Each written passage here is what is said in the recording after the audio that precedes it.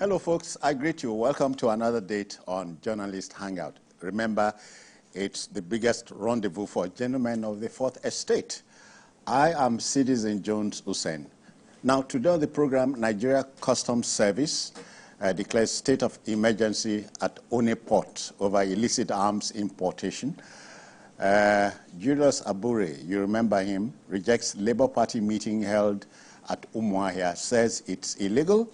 And later on, we'll share this with you. Federal government assures of adequate petrol supply and hardship over cost and unavailability of fuel.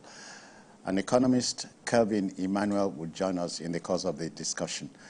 I'm hanging out with the one, the only Babajide Kolade Otitoju, BKO. I greet you. Good evening. Good evening, Citizen. BKO, we are joined by the Onwa boy, you know, Charles Ideho. Charles, I greet you too. I wonder when I'm going to grow up to Onwa man. Yeah, you are growing up before our eyes. I told Babajide that when I grow up, I want to be like him. Okay. I know why you want to be like me. But Okay. if I start talking No, let's leave it. Not for TV. After later. All Or right. later after, as they say. Okay, gentlemen, the team is ready. I hope you are.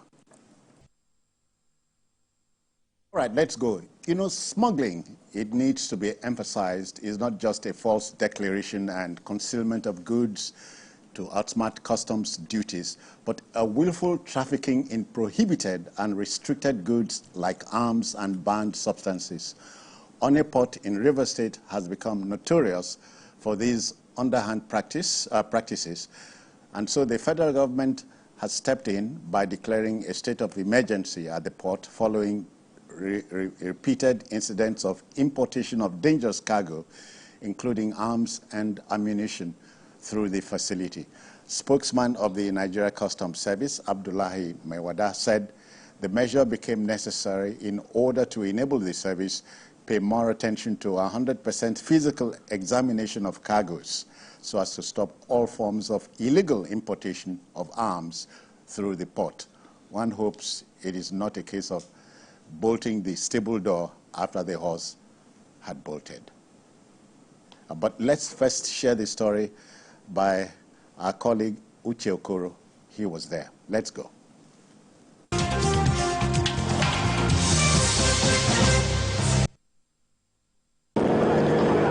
Customs authorities are worried by what they describe as persistent national security breaches in Onne Port.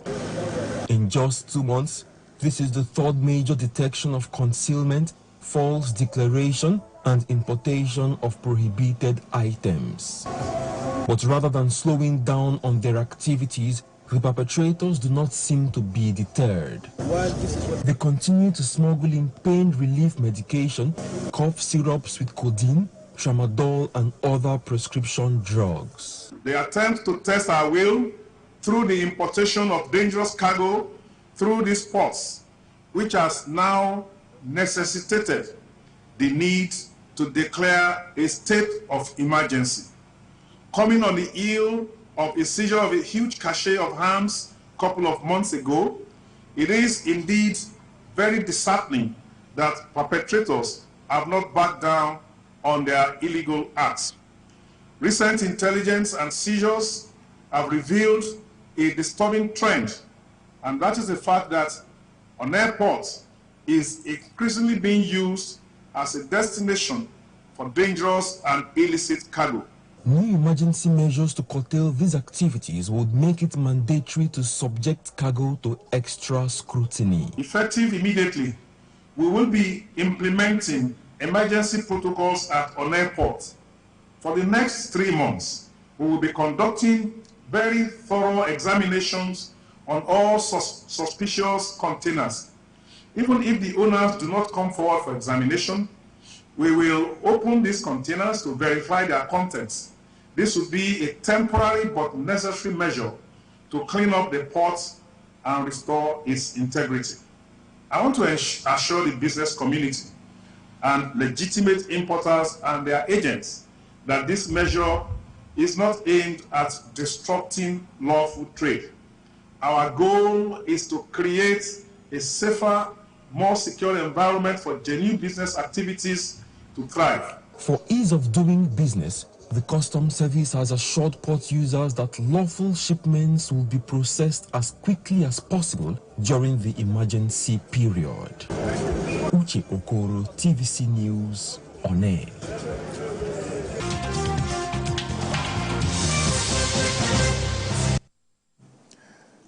Very many thanks, Uche. Thank you. Yeah, BKO, if my memory has not failed me, there used to be such a thing as a pre-shipment inspection. Yeah. Yes. So I dare say if we return to those days, we would be getting somewhere. But I think the 100% inspection of cargo is also a good idea, although time-consuming. Okay. It can be very laborious. It can be time-consuming. I hope the president can assist the customs to provide them with modern equipment that they can use to detect some of these dangerous items hidden in these cargoes. I'm particularly disturbed because I know that the Customs Comptroller General announced to us easily the biggest haul in Nigerian history of illicit arms. I was really, really troubled when I saw pictures of those weapons displayed. And I'm like, what is going on? Who are the people bringing in these weapons? Yeah. Sometimes it's army fatigues and all that you will find loaded in a container. And they must have forged documents to indicate that something else was being shipped to our country. If we didn't adopt the 100% inspection at destination, we won't discover that those things were there. Okay. So as the Comptroller General said, at least for the next 3 months, these emergency measures will be adopted. Since Onne Port has now been seen to be notorious for as destination of this kind of cargo, then we've got to do something quickly. Politicians who arm thugs, bandits who need weapons, these are the ways by which they are able to access their weapons. Weapons that they share to thugs to kill innocent people on election days and in the days leading to elections. Because I don't see why would anyone bring in army uniforms? Why would anyone bring in weapons? Yes, tramadol, codeine, and the rest of we are familiar with those things. Yeah. But to bring in these weapons, if we do not stop the influx of these weapons, either through our porous borders or through the ports, we cannot win the war against insecurity. Because the oxygen for insecurity is the availability of illicit weapons that they use. That's it. The Boko Haram relies on those weapons. They bring in AK-47 through the land borders. They buy from the black market, and it is used to oil their killing campaign. Politicians bring in pump action and other weapons, sometimes through our ports. They will believe that they can evade detection. Yeah. I've seen situations in which a container had evaded detection from the ports, but based on a tip-off, it was then double-crossed. On its On way the to road, yes, destination. on the way to destination, and then it was taken to the police station where it was searched, and they found army fatigues and weapons. I commend the Comptroller General of Customs. It's been around for so long. You know, anyone who had been covering the customs for so long will remember him to be the longest serving spokesperson. I remember him customs. from Harvey Road. Yes. So He is very, very familiar with the terrain, with the setup. And we can see that in many ways, customs are doing well. They are generating more revenue for our country. And now we are seeing big hauls in terms of illicit weapons, you know. That I'd personally love to see behind the big hauls, let's see the big felons. Yes. Behind it. Yes. Behind the big hauls. Yes, that is my wish too. Let's unmask these people. Let's unmask them, and some of the agents. They cannot be above the law. Yeah, they are not. The agents, even the agents that they use, we must get hold of those agents who will then lead us to the people who have sent them. So I'm happy with the progress that we are making in that area, and I can only commend Bashir and his team, you know, and urge them to do more for our people. We can do much more. Yes. Charles, you know, of the 3 illegal trade worldwide, our arms trade is perhaps the most frightening. It's frightening because it kills life, it takes life, it maims, it cuts short life, and it brings violence, it brings, in fact, all manner of negatives. All right, so there's every cause for us to be apprehensive when such time. But I'm particularly worried because, you know, there have been some, you know, people, I'm sure citizens must have heard this now before, when people were becoming very emotional that since the end of the Civil War, there's been this concerted effort by government and all that to ensure that no ports in the East, whether East or South, they work. And all activities have been concentrated right here in the Southeast. And then I think there are about six ports in Nigeria that are actually, I think you have 2 in Lagos, the Roro and the Tinkan. Yeah. You have 1 in Port Harcourt, 1 in River State, and 2 River State, Onne and Port Harcourt Port, and then 1 in Calabar and 1 in Warri. So 6 of such ports that we have.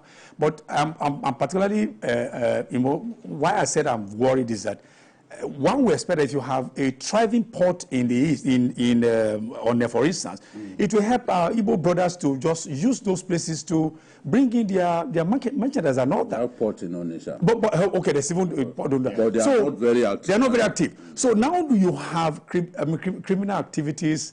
You know, now, you know, being mentioned. When you mention Onne, you're not mentioning criminal activities.